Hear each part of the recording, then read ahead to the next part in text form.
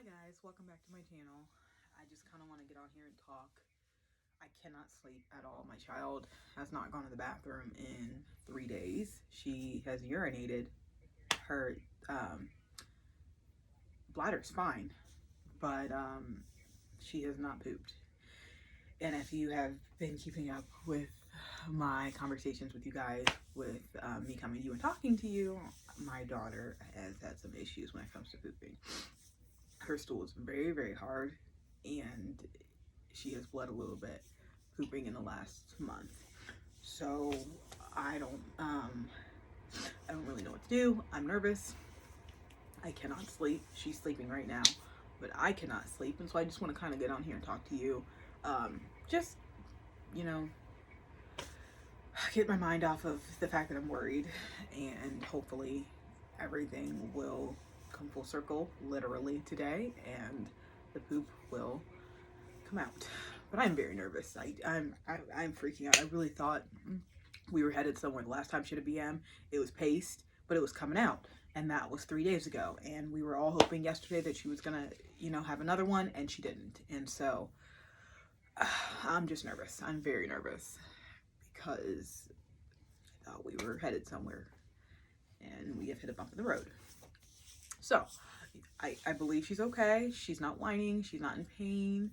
I'm hoping that it's just processing through her body and it's just taking a little bit longer. I'm still keeping up with the 2 ounces of juice and water at 11 a.m. and then at 11 p.m. And she woke up at 4 something this morning.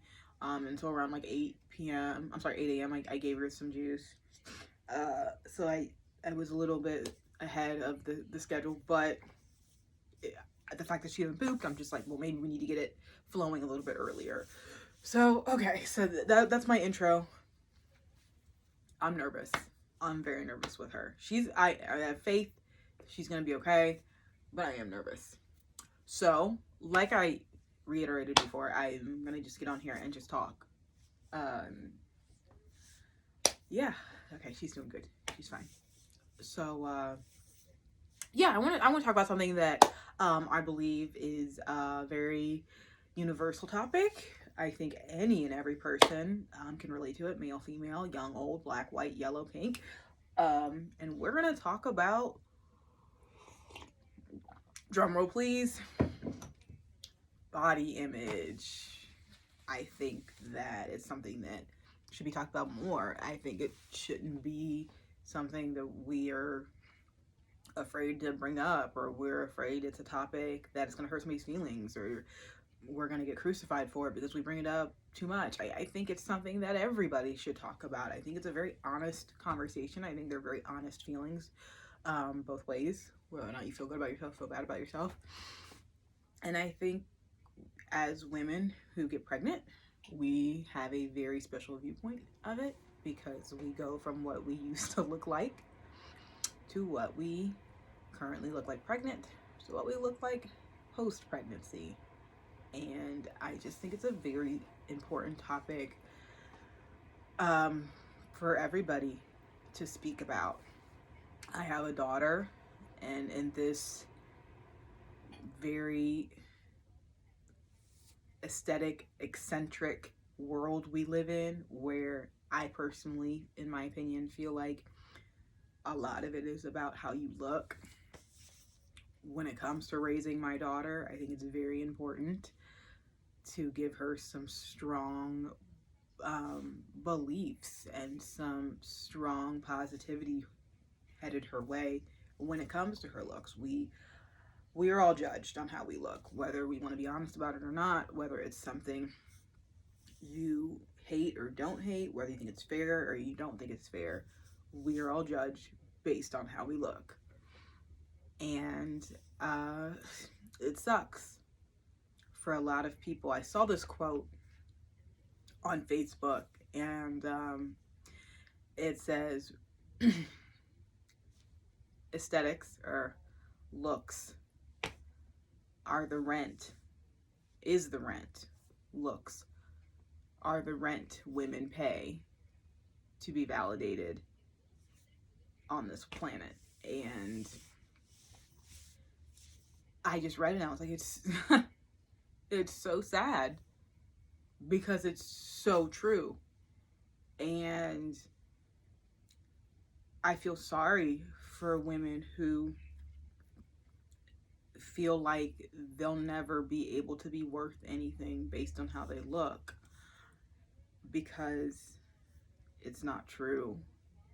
Women should be celebrated, and women shouldn't be tolerated based on, does their aesthetic fit what you think should be counted as attractive. So for me, I used to work at Hooters. I used to work in a strip club. And I used to work at a restaurant that we were all half naked called Twin Peaks. My stomach was out, my ass was hanging out, the whole nine. I loved it. It was great. I was very confident in what I looked like. I was very secure in what I looked like. But I got pregnant and I gained 65 pounds. And I think I did okay. I think I've struggled more what I looked like post pregnancy. Currently, me sitting and talking to you on December 12th, I weigh about 168 pounds. Before I got pregnant, I was between 145 and 150. And when I gave birth, the day I went in for my induction, I was at 199. So, yeah, big change. Sorry for slurping on camera. It's kind of rude. My mom tells me I need to work on it all the time. I digress. So big change. I went from about 147, 148 to 199. And I'm currently sitting talking to you at like 167, 168. Me getting pregnant and me gaining the weight, it's not like I went buck wild and was eating everything in sight. I developed a very, very fond love affair of Taco Bell. I did do that, but that was more towards the end of my pregnancy. When I got pregnant, my first trimester, I dealt with a lot of morning sickness. I literally could not stop throwing up or being nauseous unless I had food literally being shoveled into my mouth, going into my stomach. I could not stop getting sick. I had to consciously eat. A lot of women I hear lose weight in the first trimester because they're vomiting up everything. Well, I gained about 17 pounds in the first trimester because I was eating everything I possibly could, because who likes to be nauseous? I don't. And the only thing that I knew that was going to solve that was to shovel food in my down my throat and into my stomach. That was the only thing that could help me not be sick. So I gained about 17 pounds my first trimester. And again, I'm not one to look at pregnancy and look at me being pregnant as like, that's where I pinpointed where I had the most issue with, because it's not. I honestly think I looked great pregnant. I've mentioned previously before that I was an athlete for 17 years. So working out is a big part of my lifestyle. Eating healthy is also a big part of my lifestyle. So me understanding that I was going to gain weight when I was pregnant, that's just reality. You're going to gain weight when you're pregnant. And I think I looked fine. I think I looked beautiful. I celebrated what I looked like. I hated my belly towards the last trimester because it was killing my back. But I feel like I did okay. I wasn't struggling with how I looked. I was pregnant. You know, that's just inevitable. You're going to gain weight. And I apologize for the women out there who don't celebrate that about yourselves. You're gaining weight. You're pregnant. It's going to happen. And it sucks that you know, the world has made us so conscious about what we look like with an extra 10, 15 pounds. Obviously, when you get pregnant, you're going to gain a little bit more than 10 or 15 pounds. I'm very well aware of that. But in the beginning, towards the end of the first trimester, beginning of the second, when the weight's actually starting to come on a little bit more, some women really struggle with that. And that's okay. I'm not here to, you know, criminalize you or tear you down because that I didn't have an issue with it. My issues came post pregnancy. But you know, we all struggle with it. But let's get there. So I went in for my induction at 199, and they had flooded me with so much epidural. One of the greatest things about my pregnancy that I'm grateful for, I didn't really have a lot of swelling. I didn't have preeclampsia, didn't have gestational diabetes. I did not hardly have any swelling at all. I think maybe the last month of my pregnancy, I maybe started to swell a little bit in my feet, maybe, but that was it. So I had a cesarean section, which before they cut into me, they flooded me with epidural medicine. Post pregnancy, about 2 days postpartum, I went in to go look at myself, and oh my gosh, I just got done saying that the last month I maybe dealt with swelling a little bit. It was very little. I hardly was swollen at all through my pregnancy. When I went in and looked at myself 2 days after I had my child, I blew up everywhere. My thighs were just huge. My legs were huge. My feet looked like I was in my 9th month pregnant. That's what it looked like 2 days postpartum. Everything was swollen. My face was swollen. Just about everything on my body gains weight except for my arms. My arms have been like bean poles my entire life. That's just, the only part of my body that really does not gain weight. So, in true fashion, that was the only part of my body that was not swollen. But I looked more swollen 2 days postpartum than I did walking in for my induction. And I was horrified at myself. I was horrified at what I looked like. I was disgusted by what I looked like. And I hated what I looked like. I hated myself. And I felt gross and disgusting and just not worth a damn thing. I hated what I looked like. And I hated it even more knowing that literally less than a year ago, I was running around a restaurant bartending half naked. And, this is what it was when I looked in the mirror. And it's so negative because I had just given birth. Like, what? You were worried about what you looked like less than a year ago, running around half naked before you were pregnant, and you're comparing yourself to 2 days postpartum. Like, what is wrong with you? What is wrong with you? Like, and like I said, this is, to me, in my opinion, it's such an aesthetic, eccentric world that we live in, where it's all about what you look like, and it's just, oh my God, 2 months postpartum, I had just given birth to this beautiful, healthy baby girl. She's healthy. She's happy. She's got 10 fingers and 10 toes. She's got a fully developed brain. It's working. She's alert. She's crying. She's breathing. She doesn't have any issues, so to speak, that anybody can see as of right now. And here I was worried about the fact that I looked disgusting when I looked in the mirror, in my opinion. So I discharge. I get home from the hospital, and I don't fit into anything. Before I got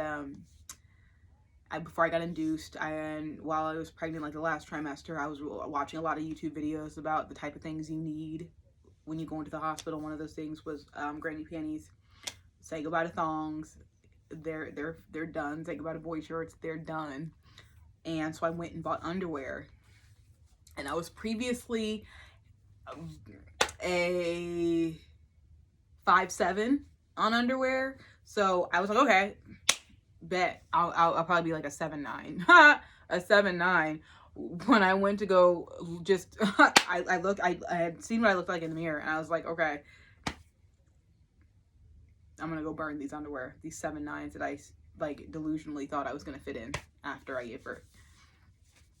So I mean, nothing fit me. I ended up having to go to my parents and borrow underwear from them because I didn't fit into anything. The only thing I was wearing was sweats. I had to go to my best friend and borrow her older brother's old clothes, because what I thought I was going to fit into when I walked back into my house after delivering my baby, I didn't fit into anything. And I have 4 sisters, all of which are all smaller than me. All of them are smaller than me. So they didn't have anything that I could wear. And I was just like, I was done. So I was in basketball shorts, my best friend's brothers, and sweatpants. I mean, there's literally nothing else that fit me. And I knew that I was eventually gonna lose the weight, but I was just like embarrassed and just irritated and in pain. And I was just like, it's not gonna happen next week or next month. So I'm kind of just like, I'm stuck. And that's what it was like for the first month. I was so swollen. I was so huge. And everybody kept telling me it was gonna go away, it was gonna be okay. And here I'm just like, I hate what I look like. I'm disgusting and I feel gross. I feel like a freaking beach whale. I said I look worse than I did when I went in for, my delivery, and nothing is changing. And, then I gave it up. I was like, I can't go over it. I can't go under it. I can't go around it. I'm just going to have to bite the bullet and go through it.